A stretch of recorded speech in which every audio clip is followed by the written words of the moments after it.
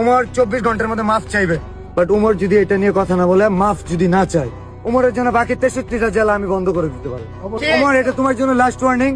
বাকি 63 জেলা তুমি পা রাখতে পারবে না। তোমার মানুষ হওয়ার দরকার, আমি 24 ঘন্টা সময় দিলাম, না হলে বাকি 63 জেলায় উমর বয়কট। উমর প্রবেশ করতে পারবে না বাংলাদেশের কোন জেলায়। উমরের কিছু ফ্যান ফলোয়ার, আমরা ঠাকুরগাঁও আসছিলাম, ফান্ড কালেক্ট করতেছি, মানবিক কাজ করতেছি, বাট তারা আমাদের এখানে ডিস্টার্ব করছে, সিনক্রেট করছে। আমরা 22,000 টাকা তুলতে পারছি, এখানে হয়তো লাখখানিক টাকা বা আরো 100 টাকা হলেও বেশি তোলা যেত। চর্চা বিলার মানবিক কাজ করব, তার ফ্যান ফলোয়ার যদি এইসব কাজে বাধা দেয়, উমরের জন্য বাকি 63টা জেলা আমি বন্ধ করে দিতে পারি। উমর, এটা তোমার জন্য লাস্ট ওয়ার্নিং।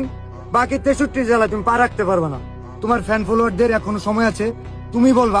আগে তোমার মানুষ হওয়ার দরকার, আমি 24 ঘন্টা সময় দিলাম, না হলে বাকি 63 জেলায় উমর বয়কট। উমর বয়কট। উমর বাকি 63 জেলায় মানবিক কাজে যে বাধা দেয়, এই ঠাকুরগাঁওয়ের পোলাপানে উমর বলে দিচ্ছে, উমর 24 ঘন্টার মধ্যে মাফ চাইবে।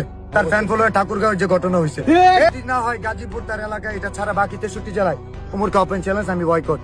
উমর প্রবেশ করতে পারবে না বাংলাদেশের কোন জেলায়। এটা চ্যালেঞ্জ না, এটা মানবিক কাজে বাধা দেওয়ার জন্য তার শাস্তি।